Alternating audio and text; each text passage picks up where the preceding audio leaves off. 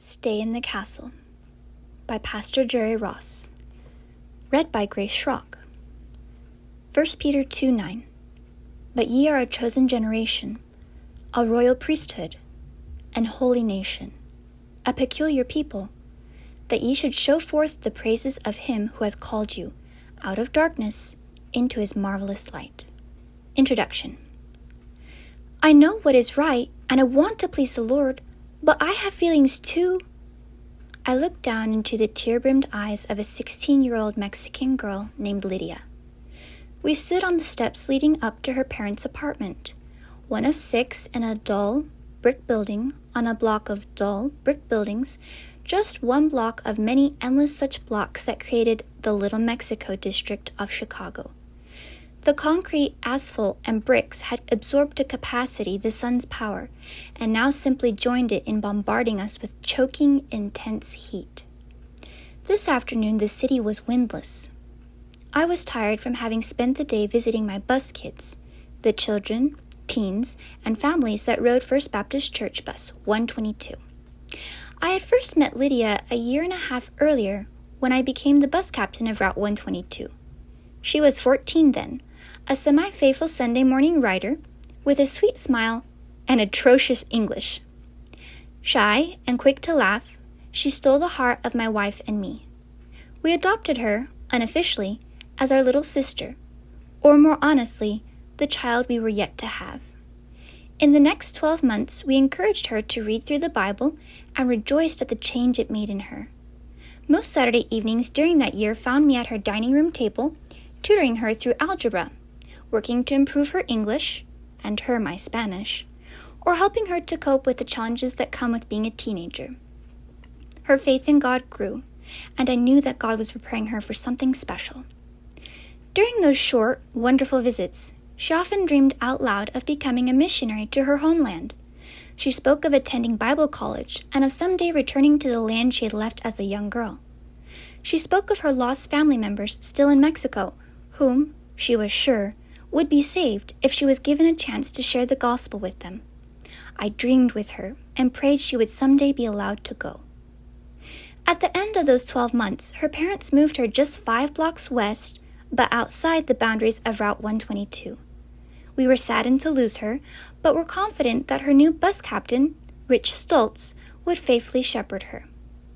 At his invitation, we still tried to visit her when possible and saw her on Sundays at church. A few months later, Brother Rich stopped me after the bus meeting on a Saturday morning and asked me to visit Lydia. Is something wrong? I'm not sure. Something about her is different. Something is bothering her, and I thought you might be able to find out what. Later that summer afternoon, after visiting my own route, I walked the 4 blocks to her home and knocked on her apartment door. She was home babysitting her younger brother, Tony. He was 12 years old and had lived his life in a wheelchair, having never walked or spoken.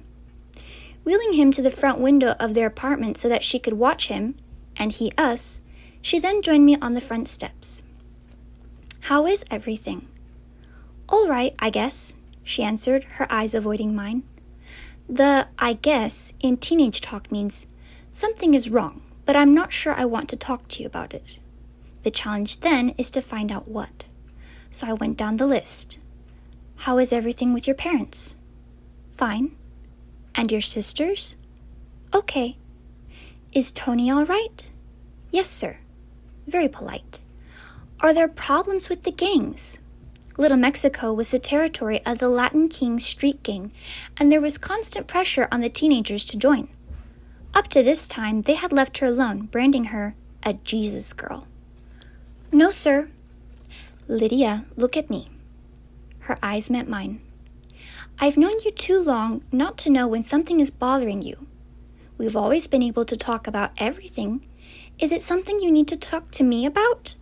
If not, I'll bring Miss Cheryl. It's a boy, she interrupted, her eyes again on the ground. I half smiled to myself. Of course, dummy. She's 16 now. Tell me about him. Slowly at first, and then in a rush, she explained.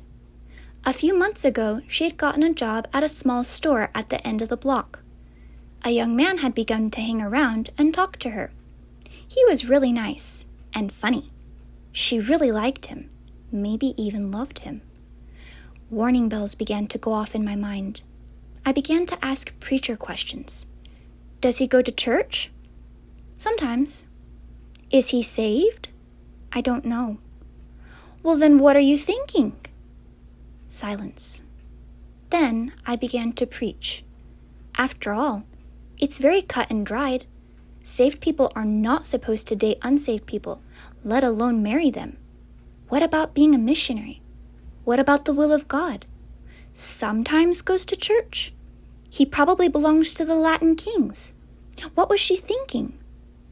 And then the statement that cut straight through all my pat answers. Brother Jerry, I know what is right, and I want to please the Lord, but I have feelings too. This wasn't just a high school crush. This was a crossroad. She was trying to think, but it's hard when you're feeling so much. I had no idea what to say to her. I mumbled some excuse to go, secured a promise that she wouldn't do anything foolish, and asked her to let me think and pray about it for a week. Of course she agreed. I think she wanted an answer that would help her to do what was right. This was a good kid. I walked the 4 blocks back to my route, waited for my ride, and prayed. I asked the Lord for the right words to say, words that would not sound like an adult who had forgotten what it was like to be 16. For a week I prayed, and thought, and fasted. The thought of Lydia falling in love and marrying someone who would take her from God's perfect will was almost unbearable. The following Saturday, I again made my way to her home, praying that what I would tell her would make a difference. Her mother greeted me at the door and invited me to sit at the dining room table. Soon Lydia arrived, and we were served fresh lemonade.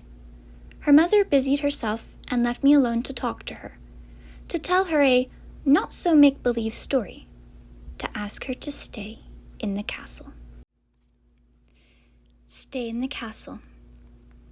Once upon a time, there was a princess that lived in a beautiful palace overlooking a simple but worldly village.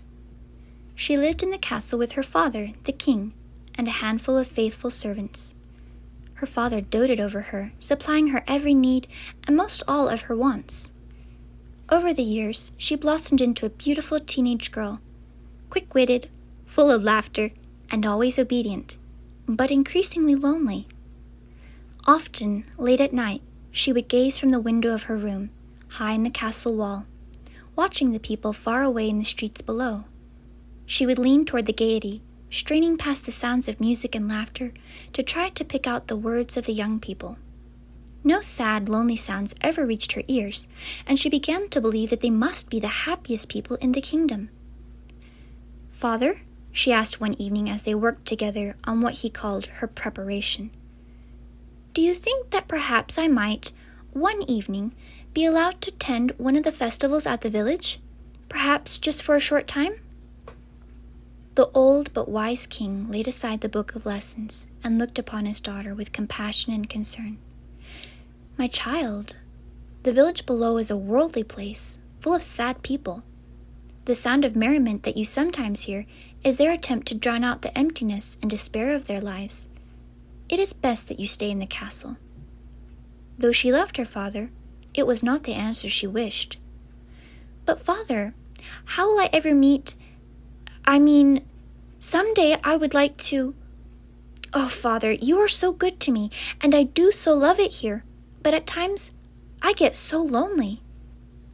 The king sat back in his chair, his eyes suddenly seeing his daughter, not as the little girl she would always be to him, but as the young lady she was becoming.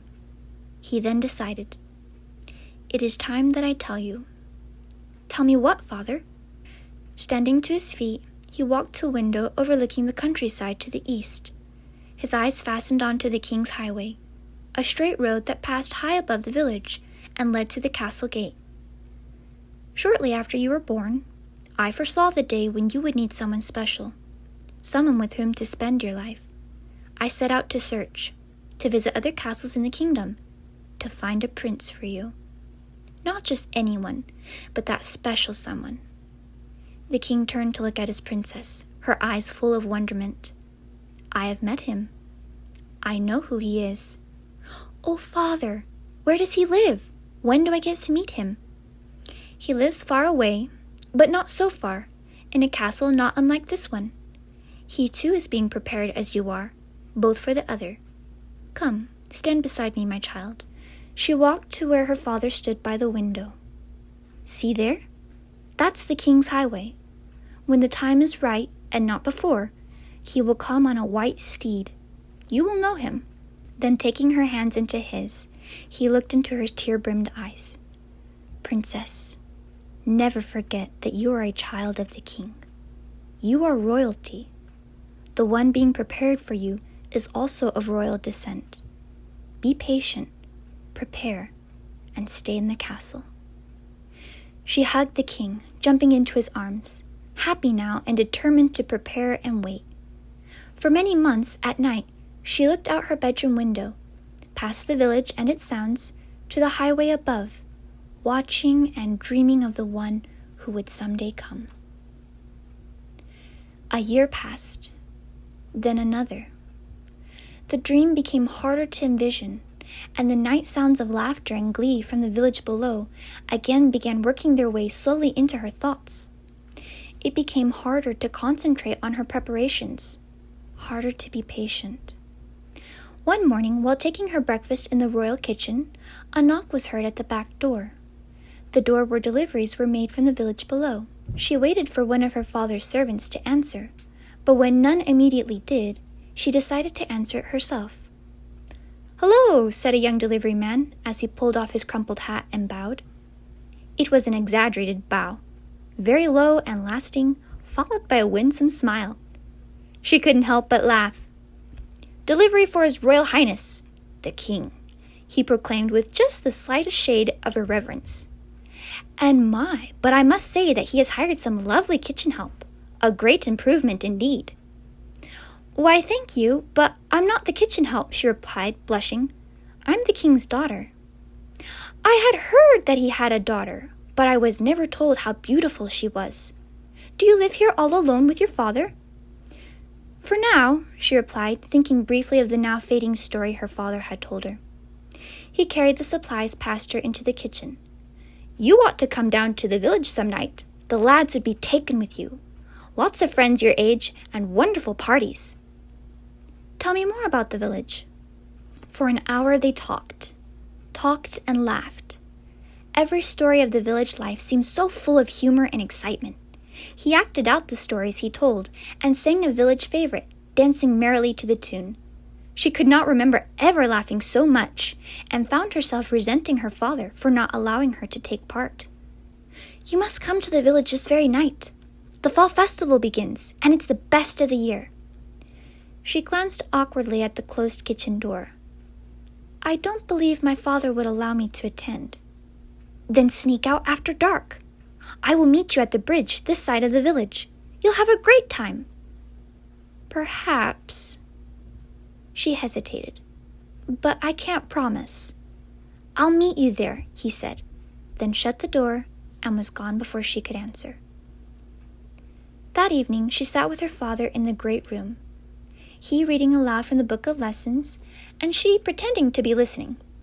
In reality, she was measuring the diminishing light from the setting sun. The distant music began to loft up from the festival below, her imagination going skyward with it. It took several moments before she realized that her father had stopped reading. "You seem far away tonight." She straightened her dress nervously. "No, just tired, I think. Perhaps I should go to bed early." "Darling." "Really, father, I'm fine," she said, quickly getting to her feet. "Good night," she said back over her shoulder as she scampered up the stairs. 2 hours later, when it was believed that all the castle were sleeping, a lithe young figure stole out the kitchen door and disappeared into the night. 3 months later, a slightly older but much changed princess marched into the great room to announce to her father the decision she had made on the previous night. Her midnight visits had increased in frequency since that first visit a lifetime ago. The village nightlife was more exciting than she had ever dared imagine. The people, though sometimes crude, laughed and sang and danced and chased each night into the dawn. They were living now, not just waiting for a dream that might never come true. The young man that had met her that first night had treated her, well, like royalty. In 100 ways, he had made her feel special. Then last night, the greatest of all nights of her life, he had proposed to her. She clutched the ring he had slipped onto her finger tightly in her palm, drawing courage from the pain it produced. "Father, I have something to tell you." He sat in his chair, the book of lessons on his lap, its pages freshly stained with his tears. She almost lost her resolve. "I've met a young man. I know I shouldn't have gone without your permission, but anyway, we're going to be married right away." The king shut the book and stared out toward the highway. "I watched you go each night, wishing you back." Then turning his eyes to her and through her, "This castle has never been a prison. This castle is a decision. I want you to know that if you leave here, things will never be the same again. My love for you will never change, but everything else will." She wavered for a moment, but only a moment. Her head filled now with the village ideas. "I know that this is what is right for me. He may not be royalty, but I love him." And with that, she left the castle. She awoke with the dawn, not knowing that it was a year to the day since her departure. Her back hurt. "Just part of being in your last month of pregnancy," the village woman had told her. Rising with difficulty, her husband muttered something in his half-drunken state. He had come home only hours before, and they had argued. Again. Oh well, after the baby is born, maybe things will get better. There was still a house to clean and chores to do. Picking up a worn straw broom, she walked outside to sweep the front porch. Their house was small. It sat at the edge of town, not far from the bridge where he had waited for her that first night. Her eyes followed the path up to her father's castle. The king had still found little ways to show her that he had not forgotten her, that she was still loved. But what he had said was now true.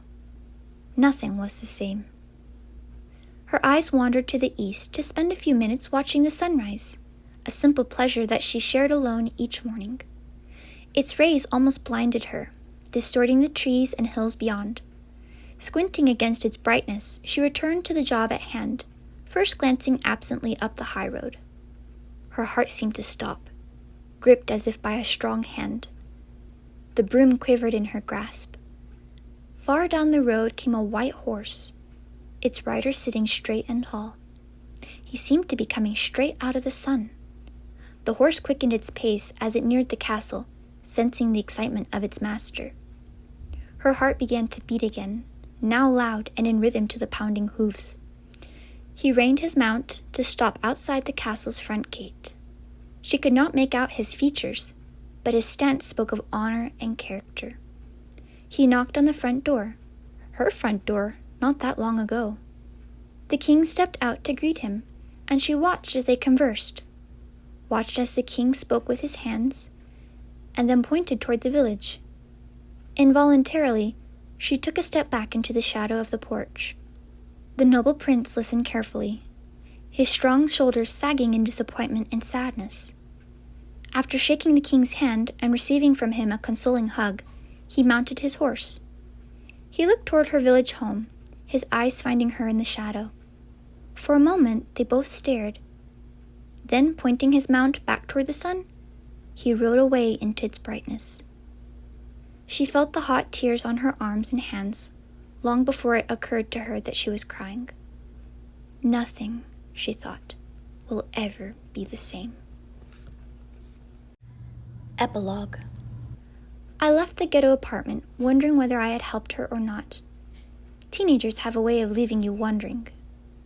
A week later, Lydia found me outside the church on a Sunday morning. Her old smile was back. "Thanks, Brother Jerry," she said, as she pushed a note into my hand and then walked away. After I found my seat in the church auditorium, I unfolded the paper and read with joy the simple message it contained. Brother Jerry, I've decided to stay in the castle. Lydia. 6 years later, I received an invitation in my mailbox. My wife and I now live in a small town that in no way resembles Chicago. I am into the 3rd year of my first pastorate. I break the seal to find that we are being invited to a wedding. Lydia's prince came. It seems he is planning on being a missionary to Mexico. It seems that they are deeply in love. It seems perfect. And it seems it was wise to stay in the castle.